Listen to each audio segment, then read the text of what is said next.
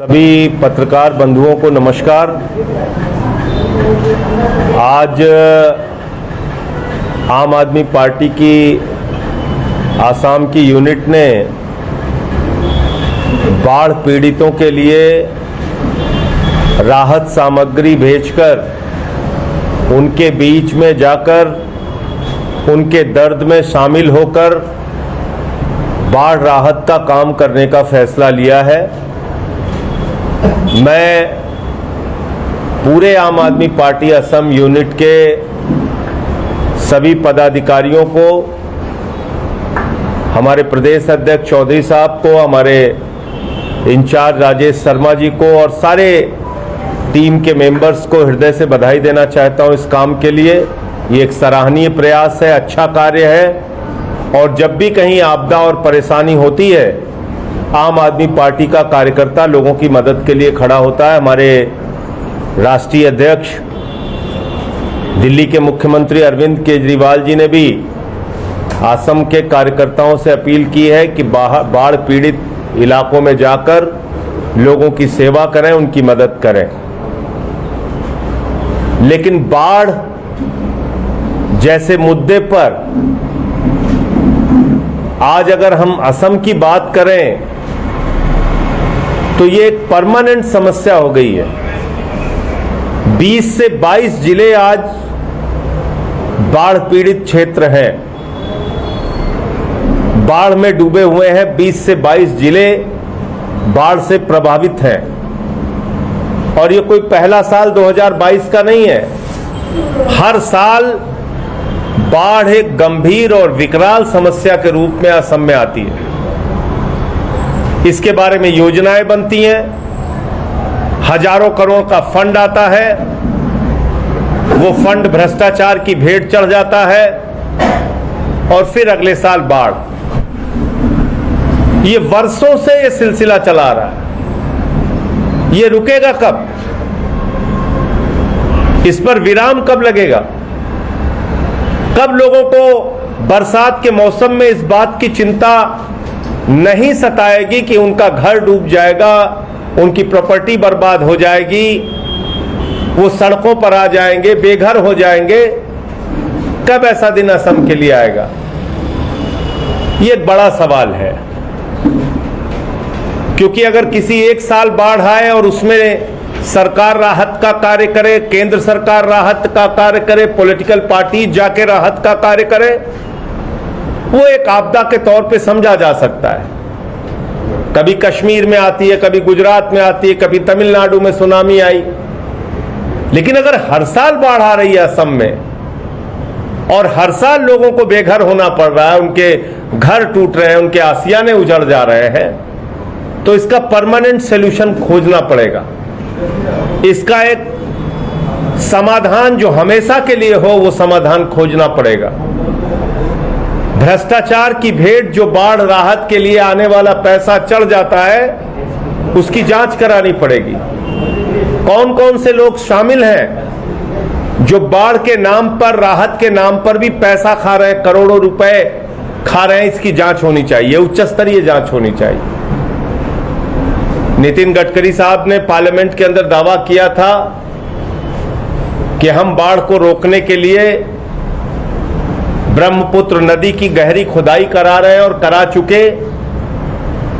दोनों तरफ सड़कों का निर्माण कराएंगे, हाईवेज बनाएंगे। वो जमीन पर कितना सच हुआ ये आप सारे लोग जानते हैं।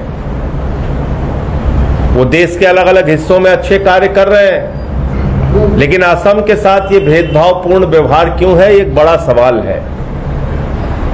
बाढ़ की समस्या को राष्ट्रीय आपदा घोषित करने की एक लंबे समय से मांग रही है असम के लोगों की, पॉलिटिकल पार्टीज की। तो मैं समझता हूं केंद्र सरकार को, अब बीजेपी की सरकार केंद्र में भी है, राज्य में भी है, तो असम की जनता के हित में राजनीति सोचे बगैर ये फैसला लेना चाहिए कि इसको एक राष्ट्रीय आपदा घोषित करके इसका परमानेंट सॉल्यूशन निकाला जाए।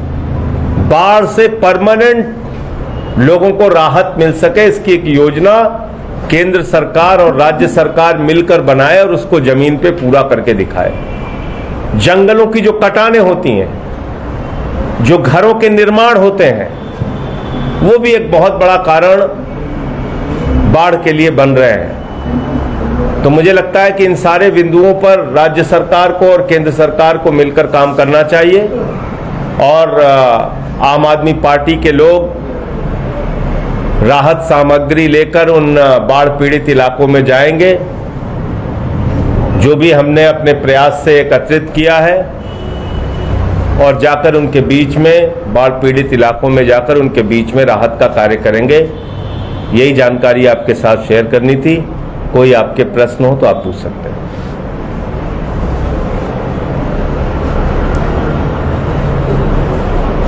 सर, आपको लगता है कि भाजपा असम के बाढ़ की समस्या को लेकर राजनीति चला रहा है जैसे? देखिए, मुझे लगता है कि आसाम की समस्या को लेकर केंद्र सरकार को अब संजीदगी और गंभीरता दिखाने की जरूरत है।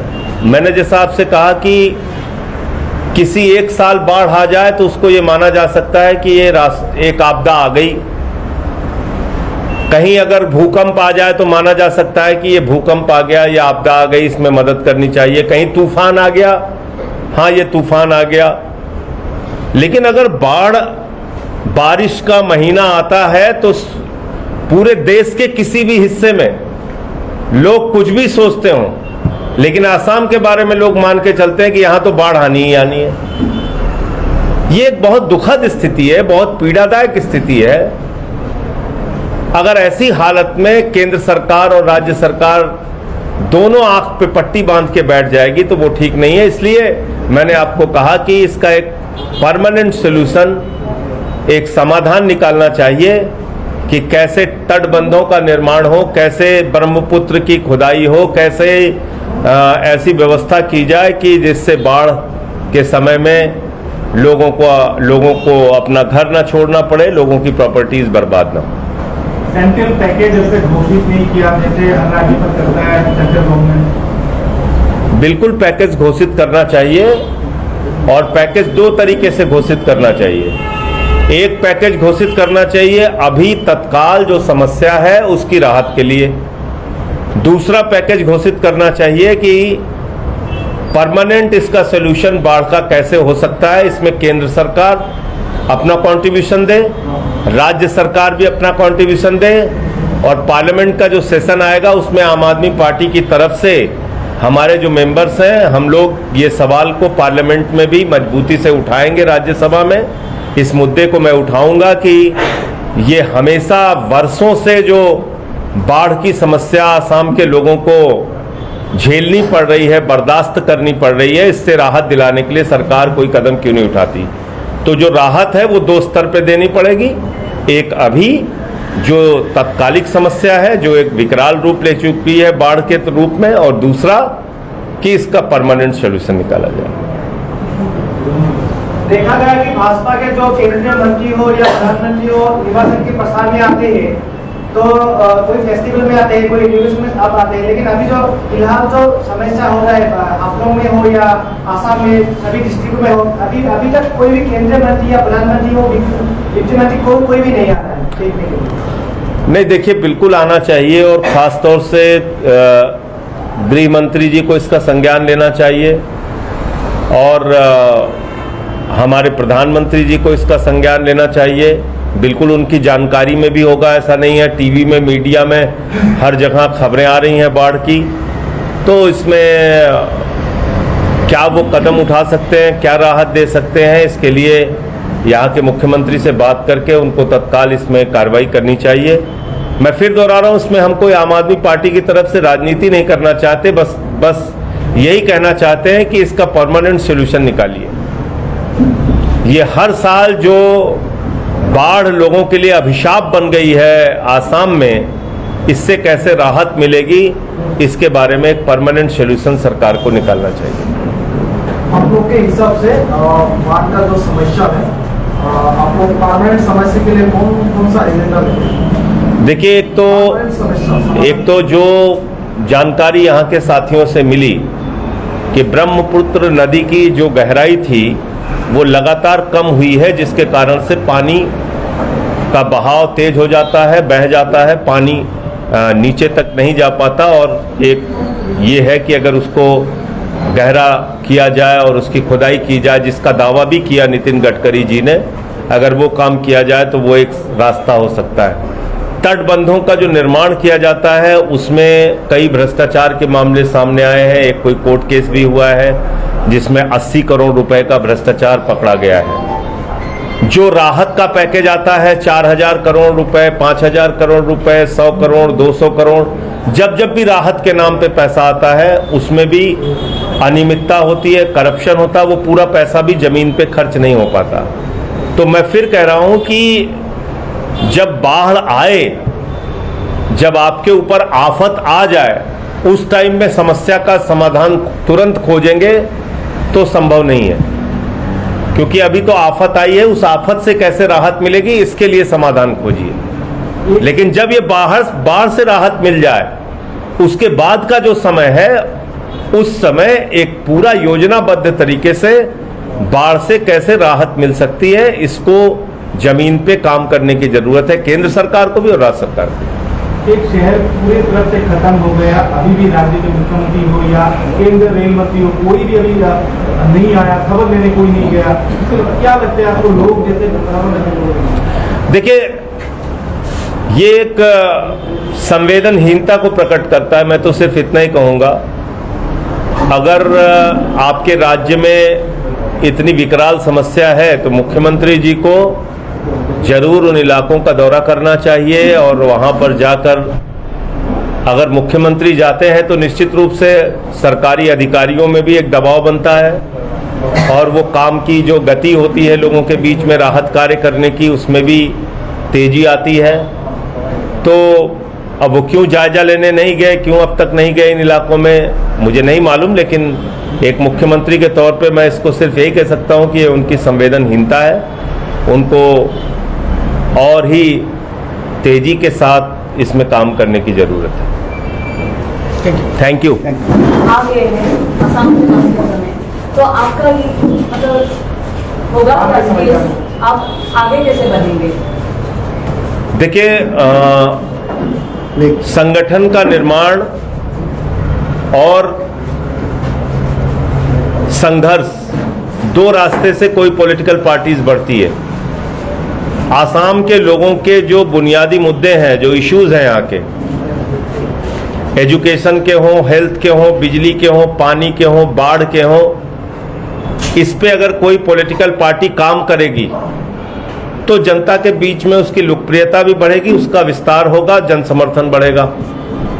आम आदमी पार्टी अपने मॉडल के जरिए, अपने काम के जरिए राज्य दर राज्य बढ़ रही है। अगर हम दिल्ली में आए तो अपने काम के जरिए, पंजाब में अगर हमारी सरकार बनी है तो हम वहां लगातार किसानों के लिए, अभी आपने देखा 2 मॉडल आप देख सकती हैं। 1 साल तक मोदी जी के सामने किसान बैठे रहे, 750 किसान शहीद हो गए, और फिर मजबूरी में उनको तीनों काला कानून वापस लेना पड़ा। एक मॉडल हमारा है कि किसान अगर हमारे खिलाफ आंदोलन पे आए तो 1 दिन के अंदर गले लगाकर भगवंत मान जी ने उनकी समस्याओं का समाधान किया। तो हम लोगों की समस्याओं के प्रति गंभीरता से सोचते हैं, संवेदनशील है। पहली कैबिनेट में 26,500 नौजवानों को रोजगार देने का, एम्प्लॉयमेंट देने का फैसला पंजाब की कैबिनेट ने लिया, भगवंत मान जी की सरकार ने लिया। असम में हम ना तो विपक्ष में है ना सत्ता में है, लेकिन विपक्ष सिर्फ नंबर से नहीं होता है कि विधानसभा में आपके अगर 50 एमएलए हैं तभी आप विपक्ष हैं, नहीं। विपक्ष होता है जनता के बुनियादी मुद्दों को उठाने वाला, उस पर संघर्ष करने वाला, उस पर आवाज लगाने वाला। तो वो विपक्ष की भूमिका पूरे आसाम के अंदर आम आदमी पार्टी अपनी तैयार कर रही है, और जो भी लोगों के इश्यूज होंगे उसमें खुद से जाके राहत कार्य में हिस्सा लेने की जरूरत हो या सड़क पर संघर्ष करने की जरूरत हो, लाठी खाने की जरूरत हो, जेल जाने की जरूरत हो, वो सब हम करेंगे, और उसके लिए एक मजबूत संगठन का निर्माण करेंगे। फिलहाल अभी जो सबसे पहली जरूरत है वो बाढ़ के मौके पर काम करने की जरूरत है, जो हमारे साथी करने के लिए तैयार है।